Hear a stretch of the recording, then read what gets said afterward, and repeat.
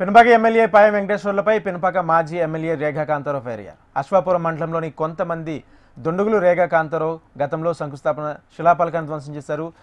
MLA పాయంకు కోల్చడం తప్ప నిర్మించడం రాదని విమర్శించారు. పెనుపాక నియోజకవర్గానికి బీఆర్ఎస్ హయాంలో 100 కోట్ల రూపాయల నిధులు మంజూరు చేసినప్పటికీ ప్రస్తుత ఎమ్మెల్యే పాయం వాటిని సద్వినియోగం చేసుకోవడంలో పూర్తిగా విఫలమయ్యారని రేఖా కాంతారావు తీవ్రస్థాయిలో మండిపడ్డారు. గతంలో ప్రభుత్వంలో పూర్తిస్థాయి అభివృద్ధి పనులను ఇప్పుడు ఓపెనింగ్లు తమ పేరుతో శిలాఫలకాలు ఏర్పాటు చేస్తున్నారని విమర్శించారు.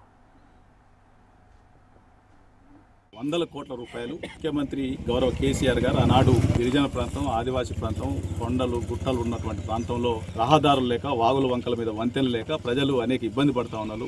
ప్రతి జూన్ సీజన్ వచ్చిందంటే పిల్లలు మరి రాకపోకలు, స్కూల్కు రాకపోకల్లో మధ్యలో వాగుల వంకల్లో పడిపోయి చనిపోతా ఉన్నటువంటి పరిస్థితుల్ని చెప్తే చెలించిపోయినటువంటి ముఖ్యమంత్రి గారు ఎన్ని బ్రిడ్జిలు ఉంటే అన్ని, ఎన్ని చెక్ డ్యాములు ఉంటే అన్ని చెక్ డ్యాములు, ఎన్ని గ్రామాలకు రహదారులు కావాలంటే అంత నిధులు. మరి అటువంటి నిధులని ఉపయోగించుకోలేక ఇప్పుడున్నటువంటి ఎమ్మెల్యే సుమారు ఒక 200 కోట్ల రూపాయలు ఈ నియోజకవర్గంలో రద్దు చేసి ఎవరైనా పోయి అడిగితే అది ప్రభుత్వ పాలసీ, అంటే ప్రభుత్వ పాలసీ వచ్చిన దాన్ని కొనసాగిస్తారా లేకపోతే రద్దు చేస్తారా? ఓపెనింగ్ చేయడానికి వచ్చి దుర్మార్గంగా మరి స్టోన్స్ కింద పగలగొట్టడం ఇది సరైన పద్ధతి కాదు అని చెప్పేసి